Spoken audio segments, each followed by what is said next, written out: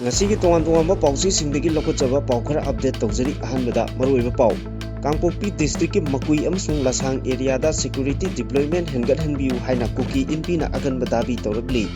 KZC ki joint secretary ki yumda CRPF ki cobra na red chathakre Naga taruk ki mihata chenaba sing makhata na phagat khigani haina Govindas konthok jamna phongdokre UNC na hojik changsi leba inter district economic blockade ta kokomi na sogat lagani lauthokre Lemakongda kukina maitegi yum mai thakibagi thodok naga singda taisinba akan mamongda condemn tawi haina phongdoragri MTDC limited ki grant in aids kakpa yaroi haina phongdokre Chief Justice na Manipur High Court ki portal ani launch tokre Bangkok ki bar mai chakpada yamdrabda miyoi kundaret sire Odisha da loina bina makokta mobile na thombadagi laikanaba ngamdana mapuroiba laikidre editorial kalam gi machongweba paudana ngasi gi langakta landarakba yabagi chingnaba lei aroiba editorial kalam gi machongweba pauda kuki singna huran ba lambi sing sem saba amadi crime sing chathabada lengak na thangde hairakpa Adomna hojik yengberiba channel asi kanglei pauthang YouTube channel ni channel asida iramdam amadi mapalamgi maru oiba pausingi update taba amadi yengba phangbigani channel asina pau upload tawrakpa matamda adom-adomgi device ta notification uba phangbinaba amadi channel asibu pungning thogatbiba oina sungsoi soidana subscribe tawbiduna bell icon nambiu haijabaga loinana Hojik mapung oiba pausing amuk sandona pijari Kangpokpi district ke IT road yauna makui amasung lasang area da security deployment hengathanduna mafam asigi khunja longmi sing lobukta ningtamna asoi angam yauduna lawsuba yahanbiu haina kuki inpi tuilang road lahang na thadorokpa cherol amana hairi cherol asina makhata na hairiba khul asida security force leitabagi khudongchaba lawduna lobukta lawsubagi sijinariba mini power tiller ama thugai yaikhai tawrambagi thodok adu akanma mongda condemn tawi makuida deploy tawriba asam rifle amadi CRPF kangbuna mafam adugi miyam ningthi nangak senba ngamdre khul asida security deploy tawrabasu asigumba thodok sing asi yamna toina thokli maram aduna mari lainaba security force ki maikidagi jaga sing asida active oina thabak tawnaba taksilakli mafam aduda haugin koba lomi ama labukta thabak suduna leiringaida khulai paiba singna attack tawduna halam khiba amasung miyoi asina sijinaba mahaki mini power tiller ama amang ata thokalambagi thodok adugi miyam maru oina labukta thabak suriba sing aki tujungba kaya poknare thodok adu makui village authority na CRPF ki kangbo singal loinana mafam adugi miyamda labukta thabak subada aki tujungba yaudana sunaba khanghalam khiba numit adugi hek nonganbada thokibani maram aduna asigumba thodok sing asi makhata na thoktanaba mafam aduda ahenba security deploy tawbiu hairakli amaromdana Kangpokpi district ki Gobajang village dagi haukolet singsit koba miyoi ama ngarang nungthil pung 3 rom taba matamda khulai paiba singna labukta thabak suringaida hatoklam khibagi thodok adu thadau NP amasung kotugi maikeidagi akanma mongda condemn tawi hairi loop ani asina thadurakiba tongan tonganba cherol singna hai thodok adu right to life amasung mafam adugi miyamgi punsi mahingda chauna singnaba amani maram aduna Manipur government ki maikeidagi IT road amasung masiga thangnaba area singda security hengathanduna khulai paiba singna maning tawba ngamdanaba honahanbiu hairakli Kuki Jo Council KZC ki Joint Secretary Domilan Haukip ki Kangpokpi District ki Bongpha Jolda leiba yumda haukiba ahingda CRPF ki Cobra Commando singna red chathakre red chathakiba thawambu Kuki Jo Council na akan mamongda yaningdaba phongdorakli KZC na thadorokpa chirol amada July 12 ki ahing pung 2:30 rom tabada Kangpokpi District ki Bongpha Jolda leiba KZC ki Joint Secretary oibada natana Kuki NP Manipur ki Secretary oiriba Domilan Haukip ki yumda CRPF ki Cobra unit na thiba humbagi thabak chathaki adubu numit adu Domilan Haukip masadi KZC amasung kimgi apunba meeting ama Churachandpur da kimgi president ga loinana charuk yaduna leiba matamni hairi cherol asina makata na hai ayuk pung 2:30 rom tabada Cobra gi unit adu search warrant yaudana Domilan Haukip ki yumda thiba humbagi thabak adu chathakibani operation adu mahaki imung manungna tumlingaida khanghodana chatharakpani adugumba thong aduna imung manungi mipung kudingmakta maruoina nupi angangsingda aki tujungba pokhanki thawong asimak professional security force amagi lichati natte hairi chirol asina makhata na muka phongdokpada Domilan Haukip asi ikai kumnariba civil society amagi luchingba ama oiba maramna ꯃꯍꯥꯛꯀꯤ ꯃꯌꯨꯝꯗ red ꯆꯠꯊꯕ ꯇꯥꯔꯕꯁꯨ ꯃꯥꯡꯖꯧꯅꯅ ꯈꯪꯍꯟꯕꯒ ꯂꯣꯏꯅꯅ ꯃꯔꯤ ꯂꯩꯅꯕ ꯑꯣꯊꯣꯔꯤꯇꯤꯗꯒꯤ legal ꯄ꯭ꯔꯣꯁꯦꯁꯀꯤ ꯑꯌꯥꯕ ꯂꯧꯔꯒ ꯑꯣꯄꯔꯦꯁꯟ ꯑꯗꯨ ꯂꯣꯐꯨꯜ ꯑꯃꯗꯤ ꯗꯤꯒꯅꯤꯐꯥꯏ ꯑꯣꯏꯕ ꯃꯑꯣꯡꯗ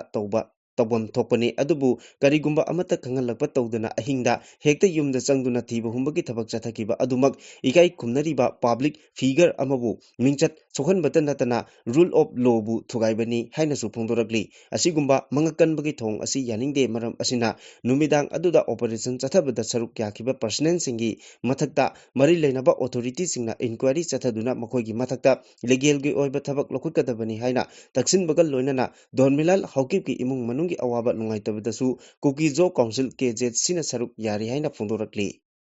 ꯃꯈꯥ ꯇꯥꯔꯛꯄ ꯄꯥꯎꯗ ꯅꯥꯒꯥ ꯃꯤꯆꯝ 6 ꯐꯥꯔꯒ ꯇꯝꯊꯤꯅ ꯍꯥꯠꯈꯤꯕ ꯊꯧꯗꯣꯛ ꯑꯗꯨꯒ ꯃꯔꯤ ꯂꯩꯅꯅ ꯃꯤꯑꯣꯏ 2 ꯐꯥꯈ꯭ꯔꯕ ꯃꯇꯨꯡꯗ ꯂꯥꯛꯂꯤꯕ ꯅꯣꯡꯃ ꯅꯤꯅꯤ ꯑꯁꯤꯗ ꯃꯈꯥ ꯇꯥꯅ ꯆꯦꯟꯅꯕ ꯑꯇꯣꯞꯄ ꯃꯤꯑꯣꯏꯁꯤꯡ ꯁꯣꯏꯗꯅ ꯐꯥꯔꯒꯅꯤ ꯍꯥꯏꯅ ꯍꯣꯝ ꯃꯤꯅꯤꯁꯇꯔ ꯒꯣꯕꯤꯟꯗꯥꯁ ꯀꯣꯟꯊꯧꯖꯝꯅ ꯐꯣꯡꯗꯣꯛꯈ꯭ꯔꯦ ꯃꯟꯇ꯭ꯔꯤ ꯄꯨꯈ꯭ꯔꯤꯗ ꯂꯩꯕ ꯅ꯭ꯌꯨ ꯁꯦꯀ꯭ꯔꯦꯇꯔꯤꯌꯦꯠꯇ ꯉꯔꯥꯡ ꯄꯥꯡꯊꯣꯛꯈꯤꯕ ꯊꯧꯔꯝ ꯑꯃꯗ ꯅꯥꯀꯜꯗ ꯄꯥꯎꯃꯤꯁꯤꯡꯒ ꯎꯅꯕꯗ ꯃꯤꯅꯤꯁꯇꯔ ꯒꯣꯕꯤꯟꯗꯥꯁ ꯀꯣꯟꯊꯧꯖꯝꯅ ꯃꯊꯛꯀꯤ ꯋꯥꯐꯝ ꯑꯁꯤ ꯐꯣꯡꯗꯣꯛꯂꯗꯨꯅ ꯃꯍꯥꯛꯅ ꯍꯥꯏ ꯀꯝꯕꯥꯏꯟ ꯁꯦꯀ꯭ꯌꯨꯔꯤꯇꯤ ꯐꯣꯔꯁꯅ ꯍꯧꯖꯤꯛ ꯆꯠꯊꯔꯤꯕ ꯑꯣꯄꯔꯦꯁꯟ ꯑꯁꯤꯗ ꯅꯥꯒꯥ ꯃꯤꯆꯝ 6 ꯃꯤꯍꯥꯠꯇ ꯆꯦꯟꯅꯕ ꯈꯨꯗꯤꯡꯃꯛ ꯐꯥꯅꯕ ꯄꯥꯟꯗꯝ ꯊꯝꯂꯤ ꯃꯤꯍꯥꯠ ꯑꯁꯤꯒ ꯃꯔꯤ ꯂꯩꯅꯅ ꯍꯥꯟꯅꯅ ꯃꯤꯑꯣꯏ 2 ꯐꯥꯈ꯭ꯔꯦ ꯑꯗꯨꯒ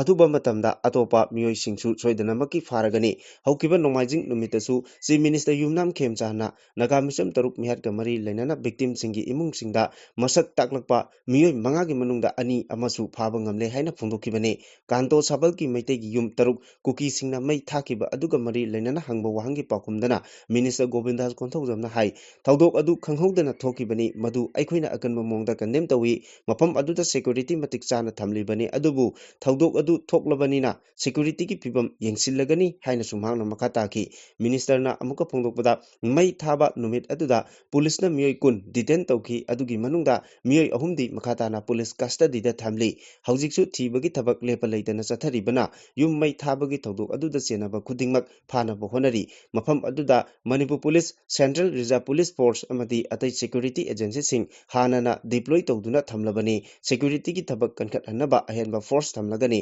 ꯉꯔꯥꯡ ꯅꯣꯡꯃꯥꯏꯖꯤꯡ ꯅꯨꯃꯤꯠꯇ ꯆꯤꯐ ꯃꯤꯅꯤꯁꯇꯔ ꯋꯥꯏ ꯈꯦꯝꯆꯥꯅ ꯆꯦꯌꯔ ꯂꯧꯗꯨꯅ ꯑꯋꯥꯡꯕ ꯊꯥꯛꯀꯤ ꯁꯦꯀ꯭ꯌꯨꯔꯤꯇꯤ ꯃꯤꯐꯝ ꯄꯥꯡꯊꯣꯛꯈꯤ ꯃꯐꯝ ꯑꯗꯨꯗ ꯑꯍꯦꯟꯕ ꯐꯣꯔꯁ ꯊꯝꯅꯕ ꯈꯪꯍꯟꯈ꯭ꯔꯦ ꯍꯥꯏꯅꯁꯨ ꯃꯤꯅꯤꯁꯇꯔ ꯒꯣꯕꯤꯟꯗꯥꯁ ꯀꯣꯟꯊꯧꯖꯝꯅ ꯐꯣꯡꯗꯣꯛꯈꯤ ꯌꯨꯅꯥꯏꯇꯦꯗ ꯅꯥꯒꯥ ꯀꯥꯎꯟꯁꯤꯜ UNCꯅ ꯆꯪꯁꯤꯜꯂꯤꯕ ꯏꯟꯇꯔ ꯗꯤꯁꯇ꯭ꯔꯤꯛ ꯏꯀꯣꯅꯣꯃꯤꯛ ꯕ꯭ꯂꯣꯀꯦꯠ ꯉꯔꯥꯡꯗꯒꯤ ꯍꯧꯅ ꯀꯣꯀꯣꯃꯤꯅ ꯃꯄꯨꯡ ꯐꯥꯅ ꯁꯧꯒꯠꯂꯒꯅꯤ ꯍꯥꯏꯅ coordinating committee on Manipur integrity ꯀꯣꯀꯣꯃꯤꯒꯤ ꯆꯤꯔꯣꯜ ꯑꯃꯅ ꯐꯣꯡꯗꯣꯔꯛꯂꯤ ꯀꯣꯀꯣꯃꯤꯒꯤ IPR ꯁꯕ ꯀꯃꯤꯇꯤꯒꯤ ꯀꯟꯚꯦꯅꯔ ꯐꯤꯖꯝ ꯁ꯭ꯌꯥꯝꯆꯥꯟꯅ ꯈꯨꯌꯦꯛ ꯄꯤꯗꯨꯅ ꯊꯥꯗꯣꯔꯛꯄ ꯆꯤꯔꯣꯜ ꯑꯁꯤꯅ ꯍꯥꯏ ꯍꯧꯈꯤꯕ ꯀꯨꯝꯖꯥ 2019ꯒꯤ ꯃꯦ 3ꯗꯒꯤ ꯊꯣꯛꯂꯛꯈꯤꯕ ꯆꯍꯤ 3 ꯍꯦꯟꯖꯤꯜꯂꯛꯂꯕ ꯃꯅꯤꯄꯨꯔꯒꯤ ꯏꯔꯥꯡ ꯑꯁꯤ ꯉꯁꯤꯁꯨ ꯋꯥꯔꯣꯏꯁꯤꯟ ꯑꯃꯠꯇ ꯄꯨꯔꯛꯄ ꯉꯝꯗꯅ ꯂꯩꯔꯤ ꯂꯝꯗꯝ ꯑꯁꯤꯒꯤ ꯃꯤꯌꯥꯝꯅ ꯑꯁꯨꯛ ꯁꯥꯡꯅ ꯑꯋꯥꯕ ꯃꯥꯌꯣꯛꯅꯗꯨꯅ ꯂꯩꯔꯤꯉꯩꯗ ꯅꯥꯒꯥ ꯏꯆꯤꯜ ꯏꯅꯥꯎ 6 ꯄꯨ ꯐꯥꯔꯕ ꯃꯇꯨꯡꯗ ꯃꯤꯅꯨꯡꯁꯤ ꯂꯩꯇꯅ ꯇꯝꯊꯤꯅ ꯍꯥꯠꯈꯤꯕ ꯂꯣꯏꯅꯅ ꯃꯤꯍꯠ ꯑꯁꯤꯒꯤ ꯖꯁꯇꯤꯁ ꯐꯪꯅꯕ ꯈꯣꯡꯖꯪ ꯆꯪꯁꯤꯜꯂꯤꯉꯩ ꯆꯩꯔꯛꯇ ꯀꯥꯟꯇꯣ ꯁꯥꯕꯜꯗ ꯅꯧꯅ ꯑꯃꯨꯛ ꯃꯩꯇꯩꯒꯤ ꯌꯨꯝ 6 ꯃꯩ ꯊꯥꯗꯣꯛꯇꯨꯅ ꯆꯠꯊꯔꯛꯂꯤꯕ ꯀꯨꯀꯤ ꯅꯥꯔꯀꯣ ꯇꯦꯔꯣꯔꯤꯁꯁꯤꯡꯒꯤ ꯌꯥꯝꯅ ꯀꯥ ꯍꯦꯟꯕ ꯊꯧꯑꯣꯡ ꯑꯁꯤ ꯀꯣꯀꯣꯃꯤꯅ ꯇꯨꯃꯤꯟꯅ ꯌꯦꯡꯗꯨꯅ ꯂꯩꯔꯣꯏ ꯑꯁꯤꯒꯨꯝꯕ ꯃꯤꯐꯠꯇ ꯂꯝꯍꯦꯟ ꯇꯨꯍꯦꯟꯕꯁꯤꯡꯒꯤ ꯃꯊꯛꯇ ꯄꯥꯔꯥ ꯇꯝꯕꯤꯅꯕꯒꯤꯗꯃꯛꯇ ꯌꯨꯅꯥꯏꯇꯦꯗ ꯅꯥꯒꯥ ꯀꯥꯎꯟꯁꯤꯜ UNCꯅ ꯆꯪꯁꯤꯜꯂꯤꯕ ꯏꯟꯇꯔ ꯗꯤꯁꯇ꯭ꯔꯤꯛ ꯏꯀꯣꯅꯣꯃꯤꯛ ꯕ꯭ꯂꯣꯀꯦꯠ ꯑꯁꯤ ꯀꯣꯀꯣꯃꯤꯅꯁꯨ ꯃꯄꯨꯡ ꯐꯥꯅ ꯁꯧꯒꯠꯂꯒꯅꯤ ꯂꯥꯎꯊꯣꯛꯈꯤꯕꯅꯤ UNCꯅ ꯆꯪꯁꯤꯜꯂꯤꯕ ꯏꯀꯣꯅꯣꯃꯤꯛ ꯕ꯭ꯂꯣꯀꯦꯠ ꯑꯁꯤꯗ ꯂꯩꯄꯥꯛ ꯃꯤꯌꯥꯝꯅꯁꯨ ꯃꯄꯨꯡ ꯐꯥꯅ ꯁꯧꯒꯠꯃꯤꯟꯅꯗꯨꯅ ꯃꯥꯏ ꯄꯥꯛꯍꯟꯅꯕ ꯍꯣꯠꯅꯃꯤꯟꯅꯁꯤ ꯍꯥꯏꯅ ꯑꯄꯤꯜ ꯇꯧꯔꯛꯂꯤ ꯂꯩꯃꯈꯣꯡ ꯆꯤꯡꯃꯥꯡ ꯑꯦꯔꯤꯌꯥꯗ ꯃꯩꯇꯩ ꯑꯃꯁꯨꯡ ꯅꯥꯒꯥꯒꯤ ꯌꯨꯝ ꯃꯩ ꯊꯥꯈꯤꯕꯒꯤ ꯊꯧꯗꯣꯛꯀ ꯃꯔꯤ ꯂꯩꯅꯅ ꯀꯣꯇꯨꯒꯤ ꯃꯥꯏꯀꯩꯗꯒꯤ ꯁꯤꯔꯤꯕ ꯃꯔꯥꯜꯁꯤꯡ ꯑꯗꯨ ꯌꯨꯝꯐꯝ ꯌꯥꯎꯗꯦ ꯊꯧꯑꯣꯡ ꯑꯁꯤ ꯀꯨꯀꯤ ꯖꯣ ꯑꯣꯔꯒꯅꯥꯏꯖꯦꯁꯟꯒꯤ ꯃꯥꯏꯀꯩꯗꯒꯤ ꯑꯔꯥꯟꯕ ꯄ꯭ꯔꯣꯄꯦꯒꯦꯟꯗꯥ ꯀꯌꯥ ꯁꯟꯗꯣꯛꯇꯨꯅ ꯃꯤꯌꯥꯝꯕꯨ ꯂꯥꯟꯅ ꯂꯝꯖꯤꯡꯅꯕ ꯍꯣꯠꯅꯕꯅꯤ ꯍꯥꯏꯅ ꯐꯨꯠꯍꯤꯜ ꯅꯥꯒꯥ ꯀꯣꯑꯣꯔꯗꯤꯅꯦꯇꯤꯡ ꯀꯃꯤꯇꯤꯅ ꯊꯥꯗꯣꯔꯛꯄ ꯆꯤꯔꯣꯜ ꯑꯃꯅ ꯍꯥꯏꯔꯤ ꯆꯤꯔꯣꯜ ꯑꯁꯤꯅ ꯃꯈꯥ ꯇꯥꯅ ꯍꯥꯏ ꯁ꯭ꯇꯦꯠ ꯑꯁꯤꯗ ꯀꯥꯡꯂꯨꯞꯀꯤ ꯏꯔꯥꯡ ꯑꯁꯤ ꯍꯦꯛ ꯍꯧꯔꯛꯄ ꯃꯇꯝꯗꯒꯤ ꯀꯣꯇꯨꯅ ꯁꯦꯝꯖꯤꯟ ꯁꯥꯖꯤꯟꯕ ꯑꯔꯥꯟꯕ ꯌꯨꯝꯐꯝ ꯌꯥꯎꯗꯕ ꯄꯥꯎ ꯀꯌా ꯁꯟꯗꯣꯛꯇꯨꯅ ꯃꯤꯌꯥꯝꯕꯨ ꯂꯥꯟꯅ ꯂꯝꯖꯤꯡꯅꯕ ꯍꯣꯠꯅꯗꯨꯅ ꯂꯥꯛꯂꯤ ꯖꯨꯂꯥꯏ 18ꯗ ꯂꯩꯃꯈꯣꯡ ꯆꯤꯡꯃꯥꯡꯗ ꯃꯩꯇꯩꯒꯤ ꯌꯨꯝꯁꯤꯡ ꯃꯩ ꯊꯥꯈꯤꯕꯒꯤ ꯊꯧꯗꯣꯛ ꯑꯗꯨ ꯀꯣꯇꯨꯒꯤ ꯃꯥꯏꯀꯩꯗꯒꯤ ꯅꯥꯒꯥꯁꯤꯡꯗ ꯃꯔꯥꯜ ꯊꯪꯖꯤꯟꯅꯕ ꯍꯣꯠꯅꯔꯤꯕ ꯑꯗꯨ ꯌꯨꯝꯐꯝ ꯑꯃꯠꯇ ꯌꯥꯎꯗꯦ ꯊꯧꯗꯣꯛ ꯊꯣꯛꯄ ꯅꯨꯃꯤꯠ ꯑꯗꯨꯒ ꯃꯔꯤ ꯂꯩꯅꯅ ꯚꯤꯗꯤꯑꯣ ꯑꯦꯚꯤꯗꯦꯟꯁꯁꯤꯡ ꯑꯃꯁꯨꯡ ꯑꯥꯏ ꯋꯤꯠꯅꯦꯁꯁꯤꯡꯅ ꯊꯧꯗꯣꯛ ꯑꯗꯨ ꯃꯌꯦꯛ ꯁꯦꯡꯅ ꯎꯍꯧ ꯈꯪꯍꯧꯕ ꯉꯥꯛꯇꯅꯤ ꯊꯧꯗꯣꯛ ꯑꯗꯨꯒꯤ ꯈꯨꯗꯝ ꯆꯥꯡꯗꯝ ꯀꯌꯥ ꯂꯩꯔꯕꯁꯨ ꯀꯣꯇꯨꯒꯤ ꯃꯥꯏꯀꯩꯗꯒꯤ ꯃꯤꯌꯥꯝꯕꯨ ꯂꯥꯟꯅ ꯂꯝꯖꯤꯡꯅꯕ ꯀꯟꯅ ꯍꯣꯠꯅꯔꯤ ꯃꯃꯥꯡꯗ ꯅꯥꯒꯥ ꯃꯤꯆꯝ 6 ꯍꯥꯠꯈꯤꯕ ꯊꯧꯗꯣꯛ ꯑꯗꯨꯒꯤ ꯃꯇꯥꯡꯗꯁꯨ ꯀꯨꯀꯤ ꯁꯤꯚꯤꯜ ꯁꯣꯁꯥꯏꯇꯤ ꯑꯣꯔꯒꯅꯥꯏꯖꯦꯁꯟ ꯀꯌꯥꯒꯤ ꯃꯥꯏꯀꯩꯗꯒꯤ ꯃꯔꯤ ꯃꯈꯣꯡ ꯁꯝꯅꯗꯕ ꯋꯥꯐꯝ ꯀꯌꯥ ꯐꯣꯡꯗꯣꯛꯇꯨꯅ ꯃꯤꯌꯥꯝꯕꯨ ꯆꯃꯝꯅꯍꯟꯅꯕ ꯍꯣꯠꯅꯈꯤ Kuki Jo Council gi Chairman Masamakna Nagamism Taruk adu Makoi gi Miyoi Singna emotion control toba ngamogdabadagi hatkibani haina phongdokpa laikhrabani thokliba thodok wathok sing asi propaganda amasung chemjin sajinba thong singna achumba ohenaba honabagi mahuta government ki maiki degi mapung phaba transparent oiba investigation ama chathanaba taksilakli miyamna su thodok sing asi gi justice amasung achumba phangnaba honabada mateng pangbiyu hairakli Manipur Tribal Development Corporation Limited ta Manipur lengang na piba grant in H kakpa yaroi haina Manipur Tribal Development Corporation Limited Employees Association ki General Secretary Mayang Lambam Jagat Chandrana phongdorakli MTDC Limited ki atopa subsidiary office hangba yaroi haiba demand yauna tongan demand tawduna chatharakpa pen down strike ki numit humni suba numita office asigi campus ta pangthokiba wakat mifamga mari lainana wafam asi phongdokhibani Jagat Chandrana Makhatana Hai Manipur Tribal Development Corporation Limited ki chairman gi office Lampen Palta leiba corporation campus ta leirabasu ngasi pawba chairman masa nadraga chairman gi mihut amata laklaga Staff singi award apa yengsinba leitri staff singi award apa yengsinbagi matam leitraba chairman asi atopa corporation da matam piba ngamgadaba chairman ama hapiyu haiba warol yawba chirol ama Manipur gi governor chief minister amadi chief secretary da pisinduna numit mangani ultimatum piba laikre hari corporation asigi employee singna Manipur lengaki grant in H ki senpham asi sahi amada lupa crore amagi senpham piramba adu crore anida hengatpiyu haina tawnari ngai cherak asi da lengang na piba grant in H asi kaklagani hairakliba asi yaba ngamloi khongpham asi handokpiyu haina akanba wapam thamli Judgment Order Upload Portal amasung Motor Accident Claim Tribunal Unclaim Portal ngarang Manipur High Court ki Chief Justice Sundar na launch tokre portal ani asidagi Manipur High Court ki Motor Accident Claim Tribunal MACT dashboard amadi High Court asigi official website da thagatpa judgment order khudingmaki upload toriba numit amadi pungphamgi information chapchana khangba ngamlagani Mantri Pukhri da leiba Manipur High Court ki Chief Justice ki court pangthokpa thorom aduda Chief Justice M Sundar Justice A Bimol Justice A Guneshwar Sharma amadi atei mari leinaba official singsu saruk kyaki thoromga mari leinana Chief Justice M Sundar na hai MACT dashboard asina unclaimed deposit singi list sing utkani masina unclaimed deposit amagi maramda miyoi amana irai laina khangba ngamlagani mahakna hai Manipur High Court ki chayol ani kalen suti leiringai manungda software asi semduna launch tawbani haiduna Manipur High Court ki chayol ani gi kalen suti bu mamal laina sijinakiba asigi damak Chief Justice na nungaiba phongdokhi Bangkok ta leba bar amang ngarang numidang athengbada mai chakhalakpada miyoi kuntaret sikhibaga loinana atopa miyoi kunganithoi pibam thina sokle Swasat district ta leba maming chalaba bar adugi stage manaktagi mai horaklaga bar adu sinba thungna mai chakhalakibani haina uhoba singna phungdoragli firefighter sing mafam aduda thunglakibaga loinana atenba matamgi manungda mapung phana mai mutatpa ngamki mai chakraba bar aduda changduna thijilubada asiba hakchang kuntaret phangba ngamki Bangkok ki disaster mitigation Department Chathakiba investigation ki report matung inna air conditioner da electrical short circuit werpadagi mai chaklakibani adum oinamak hiramasi matangda official oiba wafam amata phongdorakpadi leitri Thailand da matau asumna kudong thiningai oiba maramda mai chakhalakpagi thodok thokpa handakna ahanbasu natte kumja lisingani kunithoi dasu kha thangba Bangkok ta leiba bar ama mai chakhalakpada me kunithoi sikibagi thodok leikrabani Odisha gi Golangi district ta imung manunggi wahodagi matei manau khanarakpada mapuroiba adu masamaki loinabina makokta mobile phone na thombadagi laikanaba ngamdana sire report asigi matung inna kari gumba waho amadagi matei manau ningai changdanaраktuna khanaraki akanba wahi wata sijinaduna khatnarambadagi nupi aduna makutta paiba mobile phone na mapuroibagi makokta thombadagi pibam thina soki soklaba mi adu khudakta district headquarters hospital da pugatuna laikana Doctor na ningthina layengbada phibam khara phagalaklaba matungda nupa adu hospital dagi discharge tawduna mayumda hankhirami adubu mayum hek yowbaga hakchanggi phibam khangchok soksilakpadagi imung manunggi miyosingna amuk hana district headquarters hospital da pukalaki doctor singna yamna kanna honarabasu miyoy adugi punsi kanba ngamkhidre thodo adugi matangda police na investigation chathanabagi damak case ama lokhatkre Makha tarakpa pauda editor kalamgi machang oiba pausing amuk lokhatchari ahanbada pandam pauche dagi lokhatpa editorial kalamgi machang oiba pauda asumna hari ngasi gi lengakta landarakpa yabagi chingnaba lei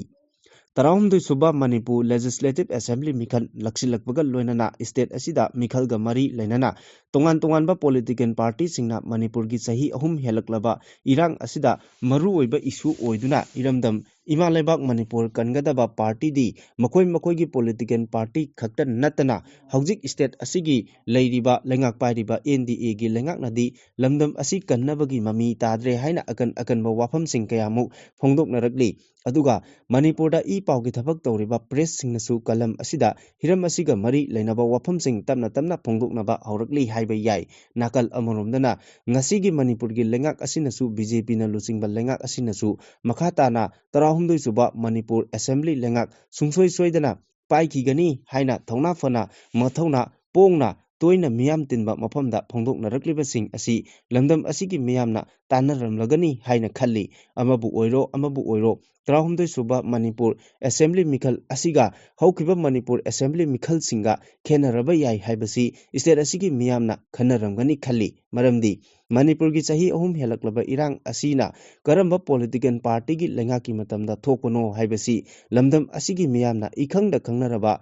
maramna lakadoriba Manipur gi Tarahumdui suba Assembly lengak asida ngasigi Manipur gi lengak pairiba political party asina makhatana amuk hana pahen ninglamgadra haibagi wahang amuk lakba haunarakli nakal amaromdana Manipur gi sahi ahum helaba irang asi laksindana matam sangthana thamlibagi maram aduga su abrogate tawnaba Manipur gi yelomi singna khadang chokthaba makhai laurabasu amadi masing khangdana wakhan mifam famduna ngasigi BJP lengakta hanbal laitana taksinjarabasu tana tasinadana leiriba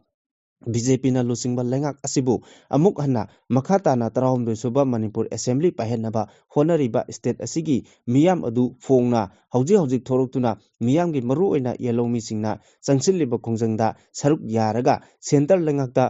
thong thinba ngamgadaba singna karamba mikhalda thajaba thamkigadage haiba wahangsing kayamuk hangningai oiramgani haiba matamni asigumlaba Manipur gi asuk luraba matam haibadi kuki narco terrorist singna central force singa manaraga Manipur gi yelongmi singi khongul muthatnaba honabagi mami tarabasu ngasigi hanglai gi lengak manaraba lengak asina India lengak ta kari amata haijaba ngamdabagi mowong lakpana maram oiraga haujik paliba lengak asi leitabaga manabugum tawre makhatana lengak paibiraganu haina state asigi yelongmi singi CSO singna lepal leitana laurakpa haurakliba asigi maram khangna ngasigi Manipur gi BJP na lusingba lengak asina lamdam asigi yelongmi singi ihul khangna pangthokpham thokpa mathau pangthoktaba tarabadi makhatana laisilakpa sum taragadi Manipur gi yelongmi singi akanba lan ama ngasigi Manipur gi BJP na lusingba lengakta lakpa yai loinana lamdam asidagi BJP maru phukna mutkhiba yabagi chingnaba lei Makha tarakpa editor kalamgi machang oiba aroiba pauda lokachari kuki singna huran lambi thong sem saba amadi crime sing chathabada lengakna khangde haiba Manipur lengaki lujingba singna thingelda tainaba ngamdraga nasi khongda tainabaga thong chathaduna leire law and order ngak senba ngamdre central government na chanbinaba law and order ga mari lenaba micham pharaga lalhowani haijilaga sasinaba nomai kapnabagi mihat extrajudicial killing chathaduna mara laijadaba mioi lisinga machamanga henbagi punsi khangu thakta pikamna hankre victim family singna lebak asigi khwaidigi wangba wilsang supreme court ta achumba wile panganbinaba wakat khiba gi paukhum ngasi phawba phangdana Manipur gi lengakpa singna makoigi high command gi pajma kurta sarina singbagi PGP na pairaga makhut lonaduna nonjadrabadi state asi hingba kamloi haibagi wakalda miyambu lukmaida haptuna yonmana makoigi mathau oibadagi state asi loilamga pangkhakna halle politician singi mapamda maramdam amadi miyamgi makoigi pham haibadi chaukrina hena lumna loba amadi miyamgi i chuptuna pukai langai chonaba honabana lengaklon haiba tawbangamba lucingbani haina launariba state asigi miyamgi mapamda achumba wakalon lairaktriba phawba state asi kangkhong chaiba hogot kangkhatpa ngamdaba phibamda laikigani foreigner chinguki jonarko terrorist singna sahi kaya changna makoigi hural lambi German road sembada lengakna khanghaude haiba makoina miyamgi mathakta sahi ohum hena landaduna micham miyam khatpada control ngamdaba amadi Churachandpur Chandel phaunaba Manipur river gi mathakta lupa crore kaya changna saba thong sangakibada lengakna khanghaude ꯈꯪꯍꯧꯗ꯭ꯔꯦ ꯍꯥꯏꯕ ꯊꯧꯑꯣꯡꯁꯤꯡ ꯑꯁꯤ ꯑꯁꯦꯡꯕ politician ꯑꯃꯗꯤ ꯂꯨꯆꯤꯡꯕꯒꯤ ꯃꯆꯠ ꯅꯠꯇꯦ꯫ ꯂꯩꯂꯣꯟ ꯕꯥꯏꯐꯩꯗ ꯀꯨꯀꯤꯁꯤꯡꯅ ꯅꯥꯒꯥ ꯃꯤꯆꯝ 6 ꯐꯥꯖꯤꯟꯗꯨꯅ ꯊꯝꯂꯕ ꯃꯇꯨꯡꯗ ꯇꯝꯊꯤꯅ ꯍꯥꯠꯈꯤꯕꯗ ꯆꯦꯟꯅꯕꯁꯤꯡ ꯈꯨꯗꯣꯝꯕꯤꯅ ꯊꯤꯟꯗꯨꯅ ꯇꯥꯛꯂꯕ ꯐꯥꯎꯕ ꯂꯩꯉꯥꯛꯅ ꯃꯐꯝ ꯃꯇꯝ ꯆꯥꯅ ꯐꯥꯔꯒ ꯑꯆꯨꯝꯕ ꯋꯥꯌꯦꯜ ꯍꯥꯏꯕꯗꯤ ꯖꯁꯇꯤꯁ ꯐꯪꯍꯟꯕꯒꯤ ꯃꯥꯌꯣꯛꯇ ꯃꯤꯌꯥꯝꯒꯤ ꯏꯍꯧ ꯅꯥꯊꯩꯅꯕ ꯊꯤꯡꯉꯦꯜꯗ ꯇꯥꯏꯅꯕ ꯉꯝꯗ꯭ꯔꯒ ꯅꯥꯁꯤꯈꯣꯡꯗ ꯇꯥꯏꯅꯕꯒꯤ ꯊꯧꯑꯣꯡ ꯆꯠꯊꯔꯤꯕ ꯑꯁꯤꯅ ꯃꯤꯌꯥꯝꯒꯤ ꯏꯍꯧ ꯀꯩꯗꯧꯅꯨꯡꯗ ꯅꯝꯊꯕ ꯉꯝꯂꯣꯏ꯫ ꯂꯩꯉꯥꯛꯀꯤ ꯍꯣꯝ ꯗꯤꯄꯥꯔꯠꯃꯦꯟꯠꯅ ꯃꯤꯌꯥꯝꯒꯤ ꯏꯍꯧ ꯅꯥꯊꯩꯍꯟꯅꯕ ꯂꯩꯂꯣꯟ ꯕꯥꯏꯐꯩꯗ ꯂꯩꯕꯅꯤ ꯍꯥꯏꯕ ꯃꯩꯇꯩꯒꯤ ꯃꯇꯩ ꯃꯅꯥꯎ ꯑꯃ ꯐꯥꯔꯦ ꯍꯥꯏꯔꯤꯕ ꯑꯅꯤ ꯑꯗꯨ ꯃꯩꯇꯩ ꯅꯠꯇꯦ꯫ ꯃꯩꯇꯩ ꯑꯣꯏꯔꯝꯕ ꯇꯥꯔꯕꯗꯤ ꯃꯩꯇꯩꯒꯤ ꯑꯁꯦꯡꯕ ꯏ ꯆꯦꯟꯗꯕ ꯁꯥꯒꯩꯒꯤ ꯃꯩꯇꯥꯜ ꯑꯁꯤꯕ ꯑꯣꯏꯔꯝꯒꯅꯤ꯫ ꯃꯍꯥꯛ ꯃꯁꯥꯅ ꯃꯁꯥꯕꯨ ꯃꯁꯛ ꯈꯪꯕ ꯉꯝꯖꯗꯕꯗꯒꯤ ꯀꯨꯀꯤ ꯑꯣꯟꯗꯨꯅ ꯂꯝꯍꯦꯟ ꯇꯨꯍꯦꯟꯕ ꯍꯤꯡꯆꯥ ꯌꯥꯏꯇꯝꯕꯁꯤꯡ ꯑꯗꯨꯒ ꯇꯣꯠꯅ ꯇꯤꯟꯅꯗꯨꯅ ꯅꯨꯡꯁꯤ ꯆꯥꯟꯅꯅ ꯆꯍꯤ ꯀꯌꯥ ꯍꯤꯡꯃꯤꯟꯅꯈ꯭ꯔꯕ ꯃꯤꯑꯣꯏꯅꯤ꯫ ꯀꯨꯀꯤꯁꯤꯡꯅ ꯃꯩꯇꯩ ꯍꯦꯛ ꯎꯕꯒ ꯍꯥꯠꯄꯒꯤ ꯊꯕꯛ ꯆꯠꯊꯔꯤꯕ ꯑꯗꯨꯗ ꯃꯩꯇꯩꯅꯤ ꯍꯥꯏꯔꯤꯕ ꯃꯤꯑꯣꯏ ꯑꯗꯨ ꯀꯔꯤꯒꯤꯗꯃꯛ ꯍꯥꯠꯇꯅ ꯌꯣꯛꯇꯨꯅ ꯊꯝꯂꯤꯕꯅꯣ ꯍꯥꯏꯕ ꯑꯁꯤ ꯑꯔꯨꯕ ꯋꯥꯍꯪ ꯑꯃꯅꯤ꯫ ꯅꯤꯡꯊꯧ ꯃꯅꯥ ꯐꯛꯂꯥꯡꯗ ꯊꯦꯠꯂꯤ ꯍꯥꯏꯅꯕ ꯂꯩ ꯑꯗꯨꯕꯨ ꯁ꯭ꯇꯦꯠ ꯑꯁꯤꯒꯤ ꯍꯧꯖꯤꯛ ꯂꯩꯔꯤꯕ ꯂꯩꯉꯥꯛꯀꯤ ꯂꯨꯆꯤꯡꯕꯁꯤꯡꯅ ꯆꯤꯟ ꯀꯨꯀꯤ ꯖꯣ ꯅꯥꯔꯀꯣ ꯇꯦꯔꯣꯔꯤꯁꯁꯤꯡꯒꯤ ꯍꯨꯔꯥꯟꯕꯒꯤ ꯂꯝꯕꯤ ꯊꯣꯡ ꯁꯦꯝ ꯁꯥꯕ ꯑꯃꯗꯤ ꯃꯤꯍꯥꯠ ꯃꯤꯄꯨꯟ ꯆꯠꯊꯗꯨꯅ ꯌꯨꯝꯀꯩ ꯃꯩ ꯊꯥꯕꯒꯤ ꯑꯐꯣꯡꯕ ꯀ꯭ꯔꯥꯏꯝꯁꯤꯡ ꯆꯠꯊꯔꯤꯕ ꯑꯁꯤꯗ ꯈꯪꯍꯧꯗꯦ ꯎꯍꯧꯗꯦ ꯍꯥꯏꯔꯤꯕ ꯑꯁꯤ ꯃꯇꯤꯛ ꯆꯥꯗꯕ ꯂꯩꯉꯥꯛꯂꯣꯏꯁꯤꯡꯒꯤ ꯃꯊꯧ ꯃꯁꯛ ꯈꯪꯗꯕ ꯊꯧꯑꯣꯡꯅꯤ꯫ ꯅꯥꯔꯀꯣ ꯇꯦꯔꯣꯔꯤꯁꯁꯤꯡ ꯅꯨꯡꯊꯤꯜ ꯄꯣꯕꯣꯞꯇ ꯌꯥꯝꯂꯕ ꯁꯦꯟꯐꯝ ꯄꯨꯊꯣꯛꯇꯨꯅ ꯃꯈꯣꯏꯒꯤ ꯑꯔꯣꯟꯕ ꯂꯝꯕꯤ ꯊꯣꯡ ꯁꯦꯝ ꯁꯥꯕꯗ ꯂꯩꯉꯥꯛꯅ ꯈꯪꯍꯧꯗ꯭ꯔꯦ ꯍꯥꯏꯕ ꯑꯃꯗꯤ ꯃꯤꯌꯥꯝꯅ ꯍꯥꯠꯄ ꯌꯨꯝꯀꯩ ꯃꯩ ꯊꯥꯕꯗ ꯐ꯭ꯔꯤ ꯊꯥꯕ ꯍꯥꯏꯕꯁꯤ ꯄ꯭ꯔꯣꯛꯁꯤ ꯋꯥꯔꯒꯤ ꯈꯨꯗꯝꯅꯤ꯫